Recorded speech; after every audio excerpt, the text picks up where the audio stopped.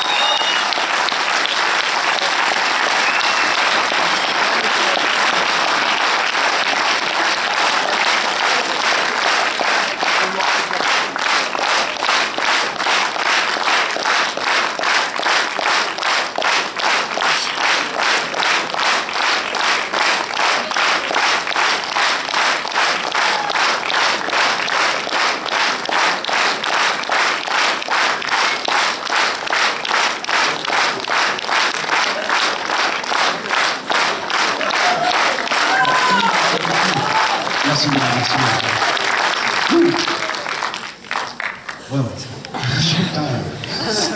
Vous préférez vous asseoir ou rester debout? C'est vraiment comme vous le souhaitez. Ouais, c'est les flammes. Après, je vais me lever dans le deuxième temps. Ouais. Je vais me rasseoir dans le troisième temps. Alors, des micros vont circuler dans la salle. Dès que vous souhaitez réagir, intervenir, poser une question, vous levez la main de façon à ce qu'on puisse vous emmener un micro pour que tout le monde puisse vous entendre. Voilà, que ce soit une question, une réaction. Un ressenti. Voilà. Nous, une réaction, on peut en avoir tout de suite, on est particulièrement ému là. Moi, quand j'ai fini de regarder un film, ça m'énerve quand la personne qui est avec moi me dit alors Putain, laisse-moi respirer, je sais pas. Laisse-moi me faire une idée. C'est vrai, ça revient doucement, on mûrit le truc, on peut pas se lever et faire oh, vachement bien, hein, qu'est-ce que tu penses? Bon, c'est pour vous mettre à l'aise. J'ai rien dit, c'était vachement bien. J'ai bien. Oui. Ouais. Comme quoi, c'est pas une généralité non plus. Ça peut fonctionner aussi. Ça peut... Je suis content que des gens puissent. Je fais du théâtre, hein, donc je parle évidemment sans micro. Non, je suis content que des gens puissent exprimer directement leur enthousiasme, mais moi, je suis spécial peut-être. Ceux qui sont d'accord avec moi, levez le doigt. Je sais pas si c'est spécial. Donc les Max qui sont dans la salle, voilà, revenez vers nous tout doucement, et puis ceux qui ne sont pas comme Max, qui souhaitent réagir, intervenir, voilà, vous pouvez lever la main quand on vous amène un micro. Oui, mademoiselle. Bonsoir. Bien devant le micro. Excuse-moi. Bonsoir. Je ne m'attendais pas du tout à vivre aujourd'hui ma journée de travail en fait. Je suis à Max.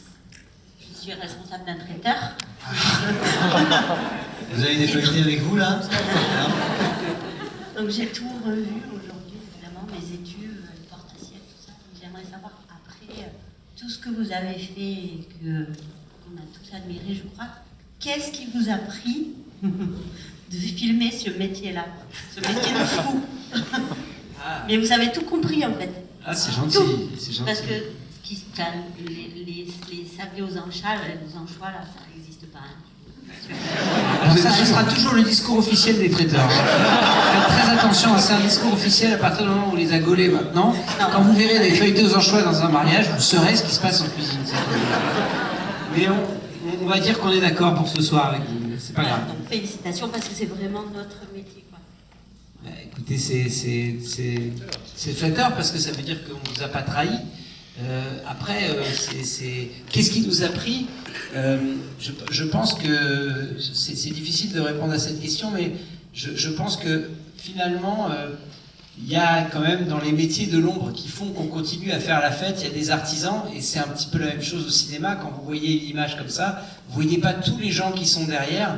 Et finalement, plus on avance dans notre travail cinématographique, plus c'est eux qui nous intéressent, c'est ceux qu'on regarde pas. En fait, c'est ce qu'on appelle pas les héros d'hier, mais les héros d'aujourd'hui. Finalement, ce qui fait que voilà, ça continue à exister cette possibilité. Et puis c'est un contexte qui nous intéressait, le mariage, parce que c'est un moment de tension pour les gens qui se marient. Hein, je sais pas si vous êtes, mais le jour où vous devez être marié, vous deviez être en tension en tout cas, ou en stress. Donc c'est un moment propice pour la comédie c'est aussi assez jubilatoire de passer d'un côté du rideau et de l'autre et de passer des deux côtés. Donc ça nous a branché de raconter comment on construisait un mariage et puis on avait un traiteur de choix. Dans le choix. Elle est magnifique. J'assume à 100%, j'assume. Donc voilà, vous confirmez, les sablés aux anchois, ça n'existe pas. C'est des feuilletés aux anchois. J'essaye de dire sablé pourquoi c'est des feuilletés aux anchois. C'est la dame qui a dit sablé, donc je reprends son terme, mais effectivement, dans le film, c'est feuilleté.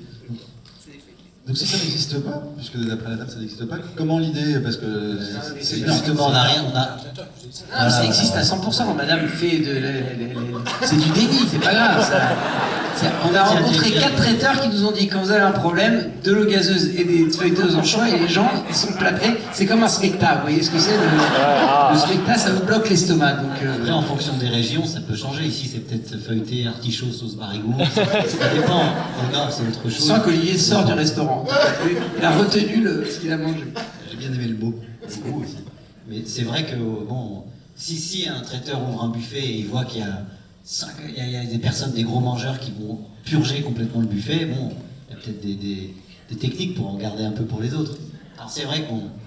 C'est ce qu'on vous a raconté à plusieurs reprises. Voilà. Après, l'incident est clos. Envoyez-nous des cœurs. Autre question ou réaction? Oui, devant, je viens à vous, puis ensuite ce sera là-bas. Bonsoir. Alors déjà, un très très grand bravo pour le film. J'ai vraiment beaucoup aimé, beaucoup rigolé. Et moi, étant pâtissier, j'ai travaillé aussi du côté des cuisines. Donc, Vous pouvez dire moi personnellement. Hein, parce que je sentis qu'il y avait un moi et il y a eu un blanc. Alors, au jour d'aujourd'hui, vous pouvez dire moi personnellement. je ne savais pas comment le formuler. Donc je me suis un peu retrouvé pendant le film, donc vraiment bravo. Et je voulais savoir, est-ce que Jean-Pierre était le premier choix principal de... Oh non. En fait, je pense, d'après ce qu'ils m'ont dit, ils ont contacté 17 acteurs. Ils sont allés de leur premier choix. Et actrices. Après, ils sont descendus. L'Albon, Auteuil, le Cluzet, tout ça. Puis à un moment, ils étaient complètement égarés. Et quelqu'un leur a dit Eva Cris, enfin non. Et alors là, on leur a dit mais tu vois bien qu'il y en a 15 qui t'ont refusé. Ils disent ouais, d'accord, enfin Eva Cris. Et puis il se trouve que ma mère.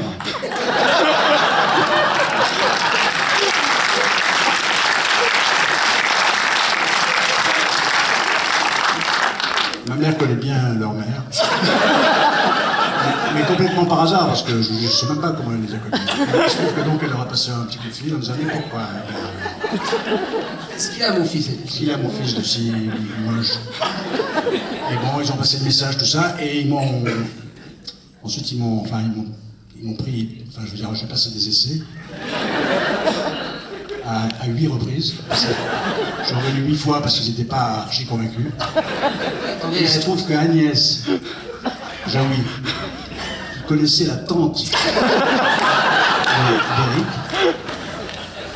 elle m'a dit mais vraiment vous le sous-estimez, je pense qu'il est capable de jouer certains trucs. Parce qu'elle sait bien que je ne peux pas non plus tout jouer.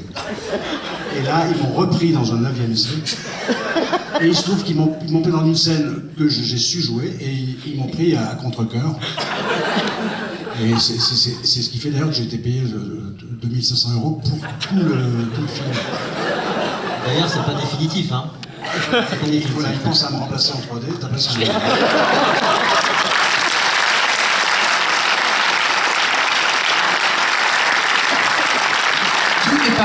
Tout n'est pas vrai sur ce que a dit Jean-Pierre. Ce qui est vrai, c'est qu'on a demandé un devis sur la 3D. Voilà, c'est tout. Non, en fait, on a écrit ce film pour lui. Voilà. C'est exactement ce qui vient de résumer.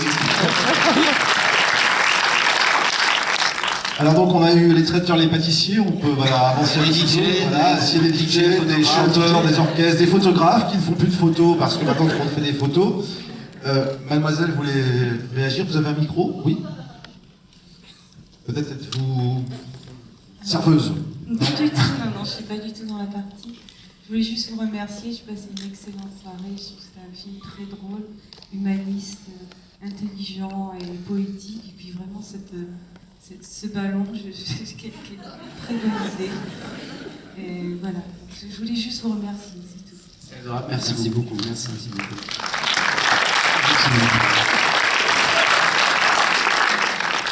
Faut voir que l'acteur, il l'a vraiment fait. Hein. Il Ah l'a oui, vraiment. fait, ouais. Il l'a mis qu'une fois.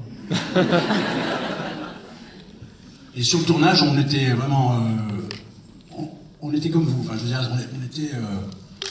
parce que comme il n'y a pas de trucage ni rien, ce que vous avez vu, on l'a vu aussi, on était vraiment enthousiasmés. Tout d'un coup, on se disait, putain, c'est ça le cinéma, en fait.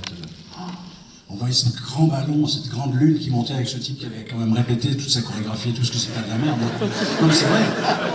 Non, c'est vrai, parce qu'il faut se retourner, machin, faire des trucs. Enfin, vraiment, il s'est fait chier pour faire ça. Et toute la descente vers sa femme, tout ça, enfin, je veux dire, c'était pas de la merde. Et on regardait ça, on l'a tourné plusieurs fois, et on regardait ça vraiment comme des enfants, quand on trouvait ça vraiment très beau. C'est qu'il y a de drôle, non? Autre question, Quand réaction? je dis un truc, ça rigole parce que c'est un mec qui est drôle, de toute façon, même s'il dit il fait beau, il t'as vu ce qu'il a dit? Ça marche. T'as vu, il fait beau. Autre question, réaction? Un ressenti, ou je sais pas. Oui, une main s'est levée au milieu. Alors, dans le fond, oui. Monsieur, et ensuite, ce sera mademoiselle. Monsieur? Bonsoir et bravo. C'est un film tout à fait formidable, mais c'est surtout que tous les acteurs sont excellents. Aussi Jean-Pierre Bacry est le cuisinier, le chef d'orchestre. Tous les autres acteurs, vous les faites travailler comme au théâtre, en fait. On ne peut pas être bon seul au cinéma, et ils sont tous extraordinaires. Et puis avec, par exemple, le stagiaire, moi j'ai pensé beaucoup, bien sûr, vous aussi, je pense à Christophe Bourseillet dans La Boum, il a la même tête. Oui, dans Défense et tempérament. Ouais, aussi. Et ça, c'est une vraie qualité, le rythme d'arriver à faire jouer les acteurs ensemble. Et il n'y a pas un rôle où on se dit, bon, ben, celui-là, il est inutile. Voilà, en plus, dans l'écriture, mais aussi dans la manière de les faire déplacer et de les faire jouer ensemble, parce qu'ils jouent tous ensemble. Merci infiniment. Merci beaucoup. Super, merci beaucoup. Au milieu, justement. Alors, le temps que le micro arrive à la demoiselle, sur ce côté, en fait, autour, j'allais dire, du chef, de ce responsable, en fait. Alors, on ne sait pas si c'est une agence de communication ou un traiteur en spécifique, mais il y a effectivement tous ces autres rôles qui sont tous, comme ça a été précisé, excellents. Comment s'est fait, justement, le casting autour de ces comédiens, dont certains, pour certains, ce seront un petit peu des découvertes pour le public au cinéma? C'est ce qu'on raconte un peu à chaque fois, c'est-à-dire qu'au gré des films ou des pièces de théâtre ou des stand-up qu'on va voir, on prend des notes avec Olivier, on essaye de repérer les gens qui nous intéressent. Alban Ivanov, on l'a vu sur scène au Jamel Comedy Club, on l'a trouvé complètement surprenant. Et c'est vrai que dans ce Candide qui arrive pour un premier jour, il nous a paru évident.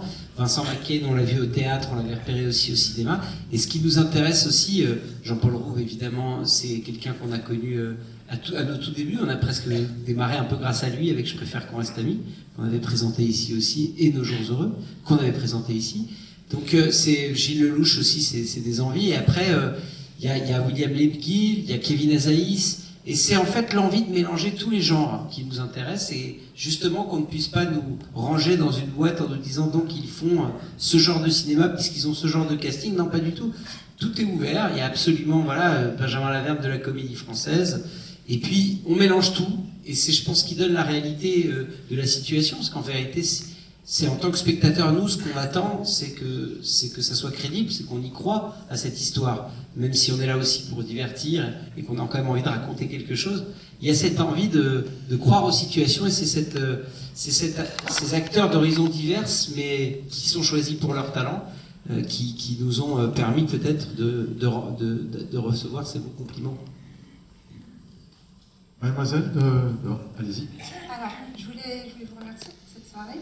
J'ai eu la chance d'avoir ma place, la dernière place, hier, suite à un désistement. Je suis très contente parce que je pars dans quelques semaines à l'étranger, que le 4 octobre, j'aurais absolument pas pu le voir. Donc pour ça, merci beaucoup. Génial, génial. Et je voulais vous remercier pour ce film et pour vos films précédents aussi, que j'ai tous adorés.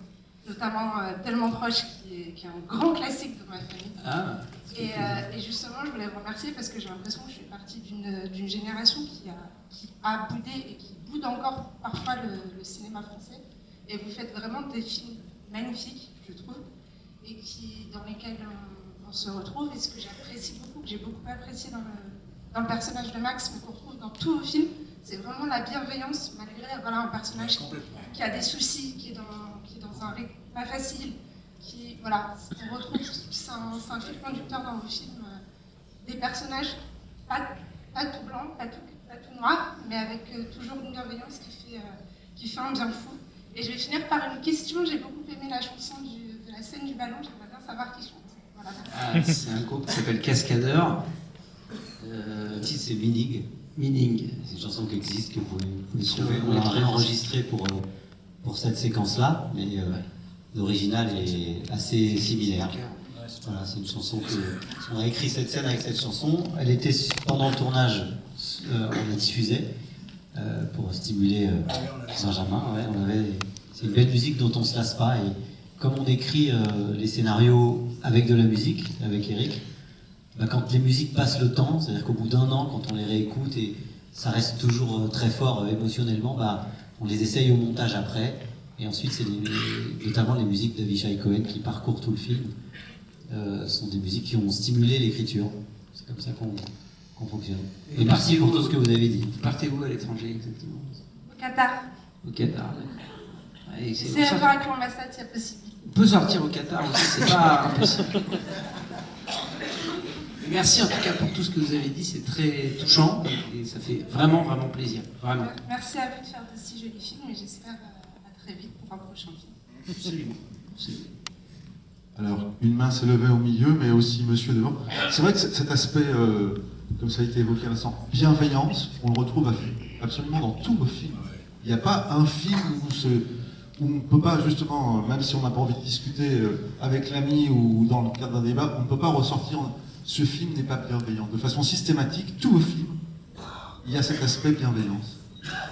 En fait, je pense que c'est ce que je dis aussi souvent, c'est-à-dire que je pense que les réalisateurs, alors nous on est un duo, donc je parle en notre nom à tous les deux, mais on a les mêmes envies qui s'expriment différemment au cours du film. Tous les grands auteurs que moi j'ai appréciés, et on cite souvent Woody Allen qui fait des films sur la mort, la psychanalyse et sa condition de juif new-yorkais, etc. Bon, chacun exprime à chaque fois la même chose. Nous, c'est vrai que nos films racontent l'idée du groupe. On s'est connus dans le groupe, on a fait des colos, on a fait Nos Jours Heureux, le groupe qui est la famille. Même Intouchable, c'est un petit groupe, mais c'est un groupe de gens différents. On a envie de raconter ça, et je pense qu'il y a suffisamment de gens qui racontent tout ce qui fonctionne pas. Et nous, on a envie de raconter avec humour, voilà, sans trop se prendre au sérieux, mais on a envie de montrer aussi de temps en temps qu'il y a d'autres possibilités que d'être pessimiste. Je dirais pas bienveillant, mais je dirais optimiste. C'est une philosophie. C'est Pozzo di Borgo qui a inspiré Intouchable, qui nous disait être optimiste, c'est une philosophie de vie. On peut essayer d'être optimiste. Voilà. En tout cas, on essaye de l'être. C'est peut-être ce qui se traduit par une forme de bienveillance. En tout cas, on ne veut pas abandonner un personnage. Même un personnage que vous avez détesté comme un gars qui fait des discours de 2 heures comme le marié, on a quand même envie de lui trouver une qualité, on a quand même envie d'essayer de le racheter. Bon, je sais pas, après on fera une psychanalyse un jour, mais devant moins de monde, parce que c'est un peu impressionnant que vous soyez tous là. Alors monsieur. Merci. J'ai vraiment beaucoup aimé le film. Moi, je suis un fan de vous, Monsieur Bakri, donc c'est un grand honneur de vous retrouver. Par contre, en fait, quand je vous ai vu arriver, je vous ai trouvé hyper naturel, et je me suis dit, mais c'est le Bakri du film. Et en fait, je m'interroge sur plusieurs choses. Ça veut dire que je vous vois toujours dans les mêmes rôles, plus ou moins, et je ne sais pas qui est l'acteur et qui est l'homme. Et moi, j'adore votre humour, et d'ailleurs, vous l'avez prouvé, vous avez un humour hyper sarcastique, à la fois tendre, à la fois... en fait, donc c'est quoi? C'est les scénaristes qui vous proposent toujours la même chose, et vous, quand vous avez pensé à Jean-Pierre Bacri, vous avez dit, bah tiens, on a besoin de quelqu'un qui soit un peu râleur, un peu tendre, un peu... Hop, là, c'est Bacri, immédiatement. Et vous êtes enfermé dans ça, et en même temps, vous, votre prestation d'acteur, je me dis, mais c'est la première fois que j'y pense, hein, c'est parce que je vous vois en vrai, je me dis, mais est-ce qu'il sort de sa zone de confort? Est-ce qu'il va chercher l'acteur? Voilà. Est-ce que Bacri va chercher l'acteur réellement, ou finalement il joue du Bacri, il a trouvé la ficelle, ça marche depuis des années, et il faut...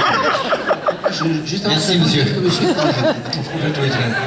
Je suis pas pâtissier, et je travaille pas dans le milieu, et j'ai essayé de prendre du recul avant de poser la question. En fait, c'est votre dernière proposition qui est la bonne. C'est que j'ai trouvé la ficelle. Je me suis dit, tiens, ça, je sais faire que ça. Donc, je vais le faire tout le temps. Tant qu'on me propose des rôles, je vais le faire. Et je continue dans cette veine-là parce que je sais pas faire autre chose.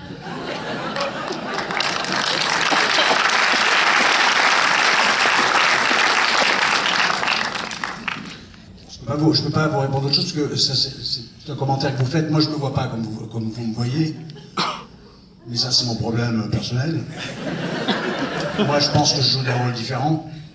Je pense que le mec du bout des autres, c'est pas le mec de ce film.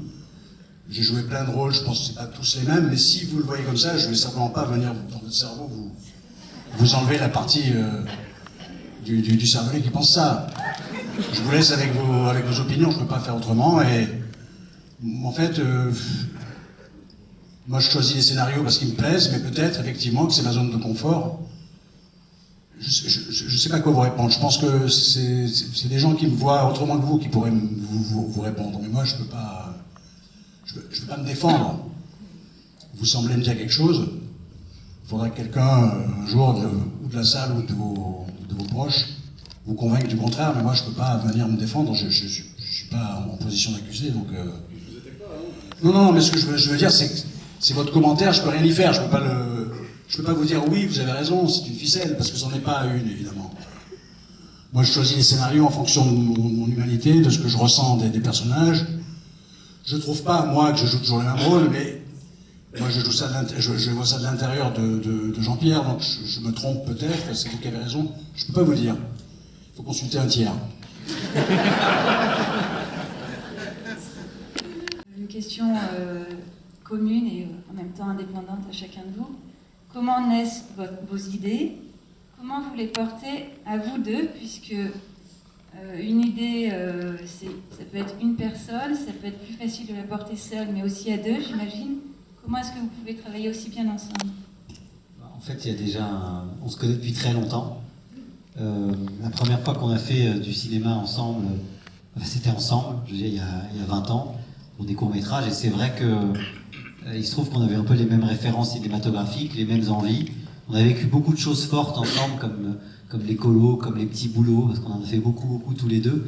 Et tout ça a été très inspirant. Et souvent, c'est d'un tournage naissent les idées du film précédent. Donc on est souvent ensemble. Donc voilà, tant qu'on a les mêmes envies, les mêmes motivations, et ben ça avance comme ça. Par exemple, le prochain film, on a des vagues idées, mais c'est un sujet qui nous touche tous les deux. Donc c'est comme ça qu'on avance.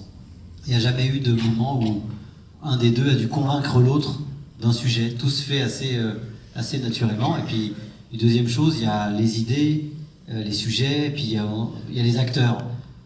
On aime tellement les acteurs que, comme disait Eric tout à l'heure, on note des noms, on imprime des photos, et ça aussi, ça nous stimule tous les deux. Donc on avance par strates. Il y a des acteurs qu'on aime bien, on aimerait bien les rencontrer, donc on les range dans un dossier, puis on sait déjà qu'on a ça en commun, envie de travailler avec eux. Ce qui s'est passé sur Samba avec Charlotte Gainsbourg par exemple, et là avec, je peux en parler parce qu'il n'est pas là, avec Jean-Pierre Bacry.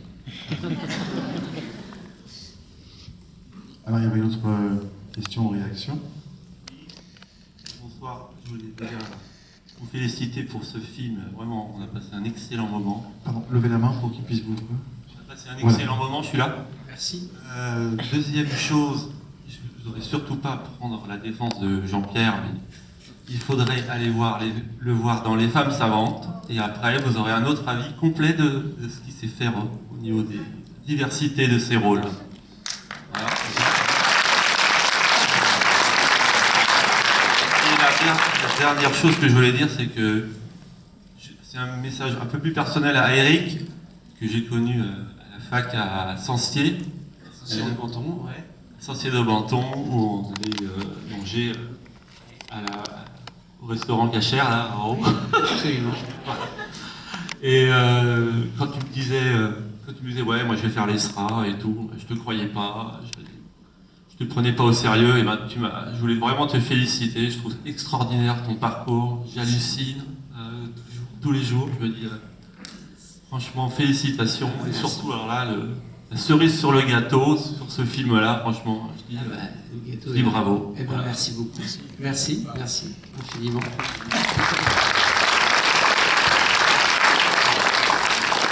Oui, une main s'est levée au milieu. Ça tombe bien parce que la cerise sur le gâteau sur ce film-là, ça fonctionne bien. Oui, et ensuite ce sera en haut, mais juste là au milieu. Allez-y. Moi, je voulais savoir s'il y avait un moment que vous avez préféré durant le tournage, une scène que vous avez bien aimé tourner. En général, on peut les trois. Qu'est-ce qui a été marquant? La scène finale que vous avez vue où tout le monde se mobilise pour justement rattraper la soirée a été un moment assez magique parce que il y avait tout le monde jouait presque en live, il y avait une musique qui accompagnait, mais chacun jouait un peu par-dessus, il y avait une vraie atmosphère et c'était très agréable, mais il y a eu plein de moments... ça a été franchement un très grand plaisir de faire ce film. J'ai pas ressenti de... Autant il y a des films, on le dit, c'est vrai, c'est dur, et parce que voilà, il fait froid, on est dehors, là c'était en été, on était dans un château, les gens s'entendaient bien. Ça a été un peu un plaisir continu. Après, franchement, même quand à 5h du matin on terminait les nuits, parfois la musique continuait et on était encore dans l'ambiance de la fête. Non, ça a été un plaisir continu. Je sais pas, Olivier, t'as autre chose? Oui, non, c'est vrai que c'était tous les jours, comme il y a beaucoup d'acteurs, chaque jour c'était un peu une nouveauté parce qu'on prenait plaisir à les retrouver à chaque fois, chacun pour leur partie. Mais c'est vrai que la scène des flûtes, on va dire, avec des bougies, il y avait une ambiance particulière. C'était vers la fin du tournage, tout le monde se connaissait. On sentait que ça allait se terminer. Et en fait, un tournage, c'est beaucoup d'énergie sur 2 à 3 mois. On est tous ensemble, on vit des choses fortes. Et cette scène, on a été réellement émus. C'est-à-dire que le visage de Jean-Pierre, on l'a pas tourné, on n'a pas fait cette scène beaucoup de fois. Et l'émotion se voit parce que elle était devant nous, quoi. Et c'est des beaux moments, et on essaie de capter cette réalité qui, j'espère, transpire dans le film. Cette scène, ça reste un beau souvenir. Et puis, évidemment, la bulle, ça a été un moment fort. Jean-Pierre, pour vous? Pareil. Non, c'est vrai, c'est un moment assez magique, c'était très très beau ce moment-là. Donc effectivement, ouais, je ne peux pas dire autre chose. Il y avait une autre réaction. Oui, dans le fond. Oui, bonsoir. Donc moi j'ai super apprécié le film aussi. J'aime beaucoup Jean-Pierre Bacri, qui dans tous ses films m'a assez surpris, des personnages qui vous prennent le cœur en fait, hein, carrément, qui assez énigmatiques, qui vous font poser vachement de questions en fait. Et jusqu'à la fin, on nous surprend sur ces personnages-là. Et pour finir, Nos jours heureux, Intouchables, c'est des films que j'ai énormément appréciés aussi. Et c'est une belle, c'est encore un très beau film que vous avez réalisé. Voilà. Merci beaucoup. Ils sont très forts. Merci beaucoup. Merci beaucoup. Oui. Une question un peu plus bas. Relevez la main pour qu'on vous emmène un micro. Et comme plusieurs fois, forcément, bien sûr, un Intouchable a été évoqué. Alors, je ne sais pas si vous avez lu dans une certaine presse, mais il y a Spielberg qui a fait un classement des 15 films, surtout pas, ne pas rater. Il y a 15 films qu'il faut voir dans sa vie, ce sont ceux-là, pour lui, Spielberg. Et dans les 15, il y a Intouchable. Ce qui est quand même pas rien. Voilà. Je vais vous raconter quand même, parce que c'est sympa de partager ça. C'est-à-dire que on a eu la chance d'aller une fois dans notre vie avec ce film au Golden Globes, qui est une espèce d'équivalent des César, des Oscars un peu avant. Et en fait, avec Olivier, on nous a mis dans une table de français où il y avait les films étrangers, en tout cas un peu loin.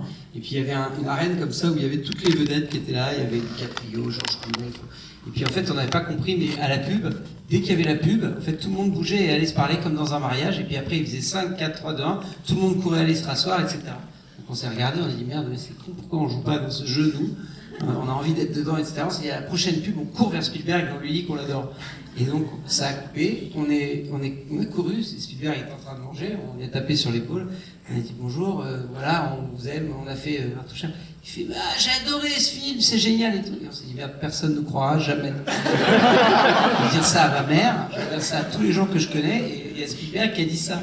Et donc, en fait, on s'est tu pendant 4 ans, on s'est dit, de toute façon, ça sert à rien, ça fera bidon. Je vais dire, Spielberg m'a dit, j'ai adoré ton film, il dit, oui, et alors? Bon, tu vas te la raconter, c'est super, il a déjà fait du... Et en fait, jusqu'à ce qu'il sorte cette liste, qui finalement, maintenant on peut le dire, il nous l'avait dit, on était très fiers, mais on n'osait pas le répéter. Mais maintenant, on peut le répéter.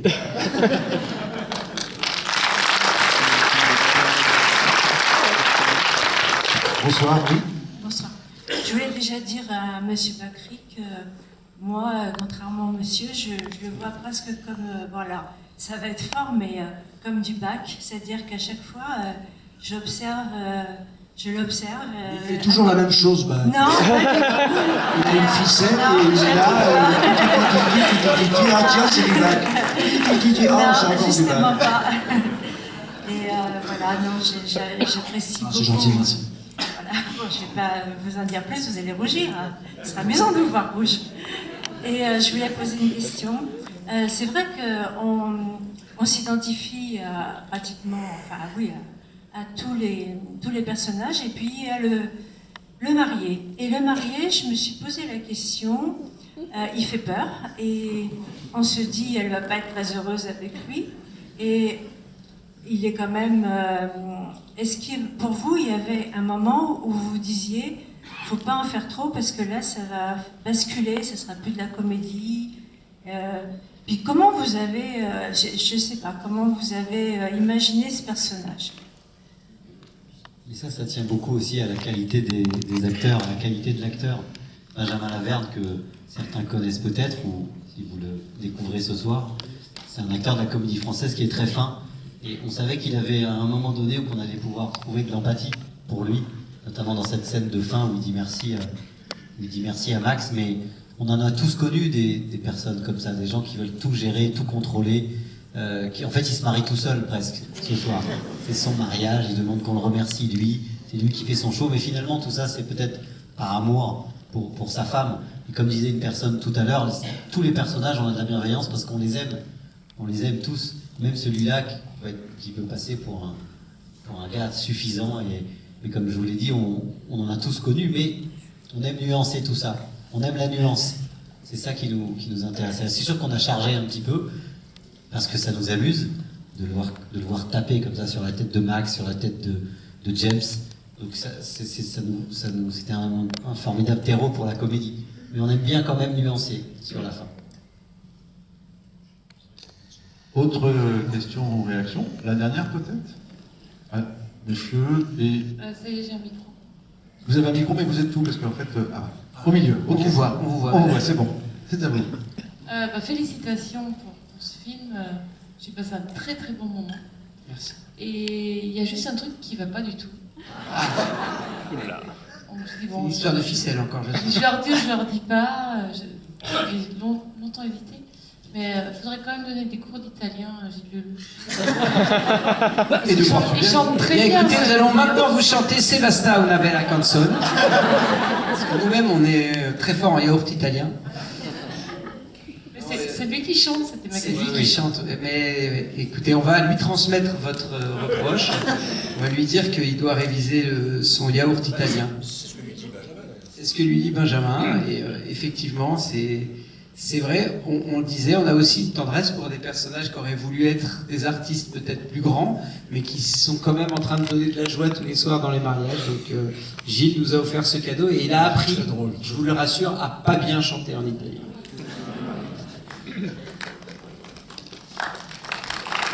Oui, monsieur?